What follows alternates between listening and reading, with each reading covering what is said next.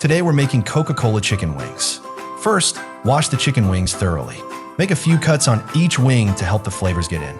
Then prepare some sliced scallions, ginger, and star anise. Put the chicken wings in a pot of cold water. This helps remove any blood and reduces the fishy taste. Bring to a boil, then skim off any foam. Remove the wings, drain them, and set them aside. Heat a pan and add a little oil. Add the chicken wings and pan fry them over medium heat. Flip them frequently or shake the pan to prevent them from getting burnt. When the skin is slightly crispy, add the scallions, ginger, and star anise. Add some Shaoxing wine or cooking wine. Add some light soy sauce. Add a pinch of salt. Pour a whole bottle of Coca Cola along the side of the pan. This helps the Coca Cola heat up quickly, ensuring the chicken wings stay juicy. Bring to a boil, cover the pan, and simmer for 10 minutes. Remove the lid and increase the heat to high to thicken the sauce.